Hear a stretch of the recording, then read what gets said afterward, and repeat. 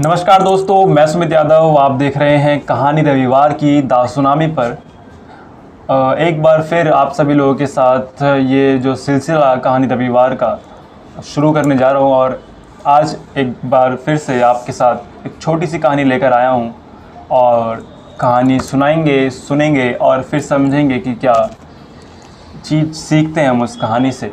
तो दोस्तों, शुरू करता हूँ कहानी, लेकिन उससे पहले अगर आप लोगों ने ये चैनल जो कि दासुनामी के नाम से है सब्सक्राइब नहीं किया है, सब्सक्राइब करें चैनल को और प्रेस करें बेल आइकन सभी लेटेस्ट अपडेट्स के लिए।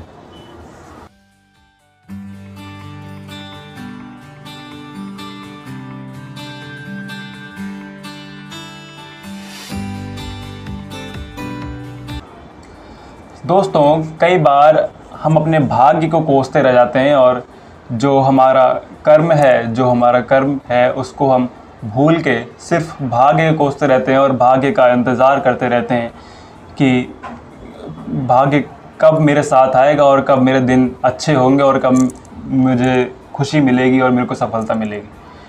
इसी पर आधारित एक कहानी मैं आपको सुनाने जा रहा हूँ।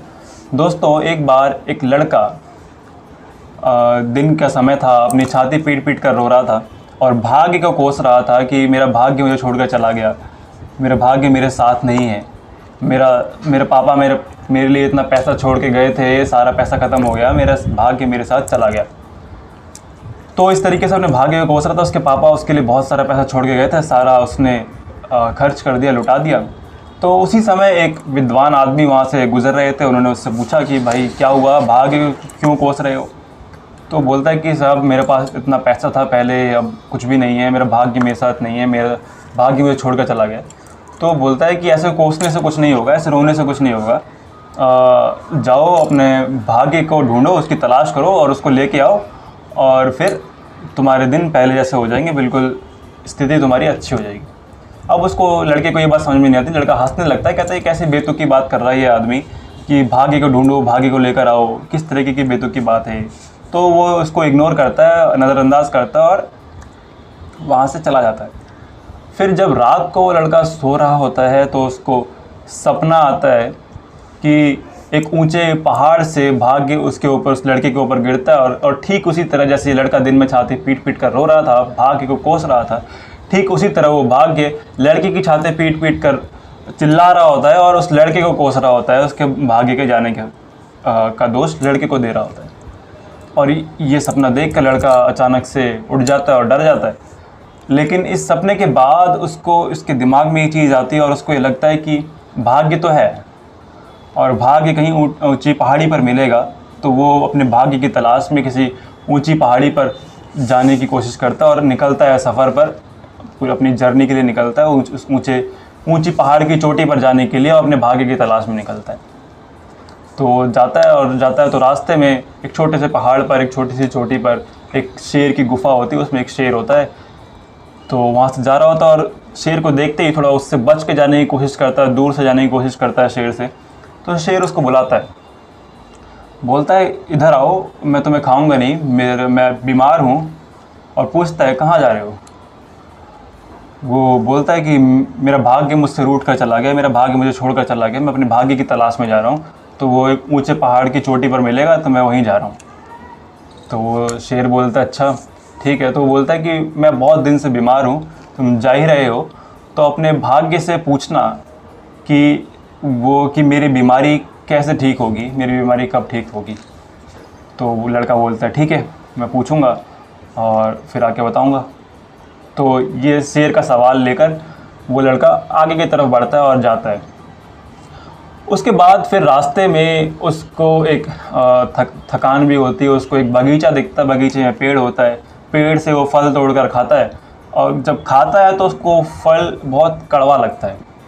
और जब वो कड़वा लगता है तो वो अपना एक अजीब सा मुँह, जैसा कड़वा लगने पे बनाते हैं, तो एक अजीब सा मुँह बना लेता है।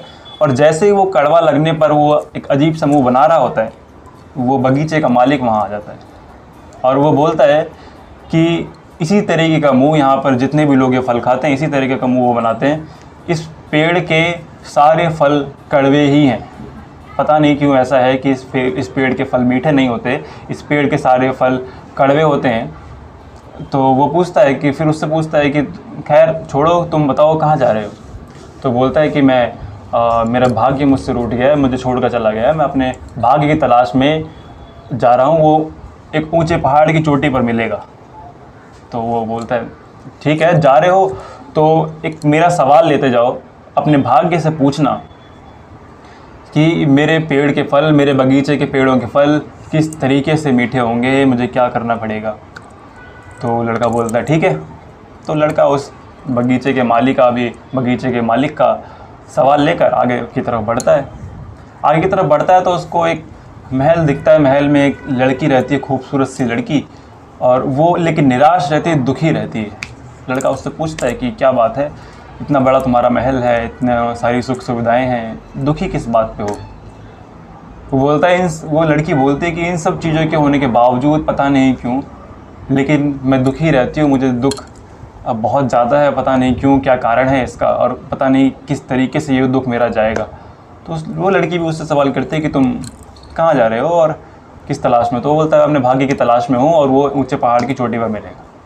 तो लड़की बोलती है जा ही रहे हो तो अपने भाग्य से मेरे लिए भी एक सवाल पूछ लेना कि किस तरीके से मेरा दुख दूर होगा, क्या मैं करूँ मेरा दुख दूर करने के लिए। लड़का बोलता है ठीक है, मैं तुम्हारा भी सवाल पूछ लूँगा। तो वो सवाल उस लड़की का लेकर वो लड़का आगे की तरफ बढ़ता है और उसके बाद जब वो उस पहाड़ की चोटी पर पहुंचता है तो आश्चर्य की बात यह है कि वहाँ पर उसको एक आदमी मिलता है, भाग्य नाम का। तो वो उससे सवाल उसको पूछता है, उसको बोलता है कि आप मेरे साथ चलो, आप मेरे भाग्य हो, मेरे साथ चलो और तभी मेरा जीवन पहले जैसा हो पाएगा, तभी मेरे जीवन में सुख सुविधाएँ आएंगी। और वो उन तीनों के जो सवाल वो लेकर आया था, उन तीनों के सवाल पूछता और सवाल के जवाब अपने भाग्य से ले लेता है और बोलता है कि चलो मेरे साथ। उसका भाग्य बोलता है कि मैं तुम्हारे साथ तो नहीं चल सकता, एक काम करो तुम चलो, मैं तुम्हारे पीछे पीछे आता हूँ। लड़का बोलता ठीक है, लेकिन आना ज़रूर। तो बोलता हाँ जाओ, मैं आऊँगा, पीछे पीछे आता हूँ मैं, तुम चलो। तो लड़का बोलता ठीक है। लड़का वहाँ से चलता है और रास्ते में जो राजमहल में लड़की को उसके जवाब देते हुए और बगीचे के मालिक को उसका जवाब देते हुए आगे बढ़ता है और शेर के पास पहुँचता है। शेर पूछता है कैसा रहा सफ़र। बोलता बढ़िया रहा, तुम्हारे जैसे 2 लोग और मिले थे, उनके सवाल भी मैं लेके गया था, अपने भाग्य से मैंने पूछा। तो शेर पूछता है भाग्य कहाँ है तुम्हारा। बोलता है वो पीछे पीछे आ रहा है। शेर बोलता है अच्छा। बोलता है क्या सवाल थे उनके। बोलता है एक राजकुमारी मिली थी, महल की लड़की, एक खूबसूरत सी लड़की थी वो, लेकिन किसी वजह से दुखी थी, तो उसी का सवाल मैं लेके गया था कि उसको सुख कैसे प्राप्त होगा। तो मेरे भाग्य ने जवाब दिया कि जब भी वो लड़की किसी एक अच्छे लड़के, अपने मनपसंद के लड़के से शादी कर लेगी तो उसको खुशी मिल जाएगी। तो शेर बोलता है फिर लड़की ने क्या किया। तो बोलता है कि जैसे ही मैंने उसको ये जवाब दिया तो लड़की ने मुझे प्रपोज कर दिया, कि बोला कि मैं तुमसे शादी करना चाहती हूँ, तुम मुझसे शादी करो और इनाम के रूप में मैं तुम्हें ये महल तुम्हारा हो जाएगा। तो लड़का उसको, तो शेर पूछता है कि तुमने फिर क्या किया। तो बोलता कि वो मैं सब महल वहल सब छोड़ के आ गया, कौन इतना इंतज़ार करेगा। वो बोलता मेरा भाग्य मेरे पीछे पीछे आ रहा है, मुझे किसी चीज़ की कोई ज़रूरत नहीं है। शेर बोलता है फिर दूसरा कौन था। बोलता है कि बगीचे का मालिक था, उसके पेड़ के सारे फल जो थे वो कड़वे थे, और जिस वजह से उसने मेरे से पूछा कि इसके फल कैसे मीठे होंगे, मेरे भाग्य से पूछ के आने के लिए बोला। तो मेरे भाग्य ने जवाब दिया कि उसके पीछे, जो घर के पीछे से जो नहर जाती है, उसमें उसने सोने छुपा के रखे हैं, उस सोने के वजह से वो पानी वहाँ पर रुका हुआ है, और जिस वजह से यहाँ पर इसके फल जो है कड़वे हैं। या तो ये किसी और नहर से इस अपने बगीचे की सिंचाई करे, या तो वहाँ से सोना निकाल ले। तो बोला कि बगीचे के मालिक ने क्या किया। तो उसने बोला कि थोड़ी देर रुको, मैं वहाँ से सोना निकाल लेता हूँ, इनाम के रूप में ये सोना तुम ले जाना। तो शेर पूछता है फिर तुमने क्या किया। तो बोलता है वो सोना वोना मैं छोड़ आया, क्योंकि मेरा भाग्य मेरे पीछे आ रहा है, मुझे अब किसी की ज़रूरत नहीं है। और शेर पूछता है अच्छा चलो मेरे सवाल का जवाब दो। तो उसने बोला कि मेरे भाग्य ने जवाब दिया है कि जब भी तुम इस पृथ्वी के सबसे मूर्ख व्यक्ति का शिकार करोगे, उसका सर खा जाओगे, उस दिन तुम्हारी ये बीमारी दूर हो जाएगी। तो शेर ने तुरंत उसके सर पे पंजा मारा और उसका सर खा लिया उस लड़के का। शेर ने कहा, तुमसे मूर्ख व्यक्ति इस दुनिया में कोई दूसरा हो ही नहीं सकता। तो दोस्तों, जो चीज़ मैं समझाना चाह रहा हूँ, पहली चीज़ जो हम सीखते हैं कि आपका भाग्य आपके पीछे पीछे कभी नहीं आएगा।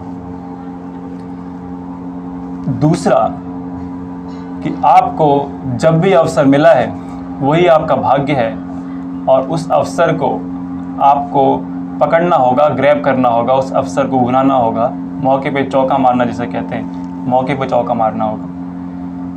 दोस्तों, अगर कहानी अच्छी लगी तो लाइक करें, शेयर करें और सब्सक्राइब करें मेरे चैनल को। आगे भी छोटी छोटी कहानियों के साथ आता रहूँगा। मिलेंगे अगली वीडियो में, तब तक के लिए नमस्कार। खुश रहें, स्वस्थ रहें।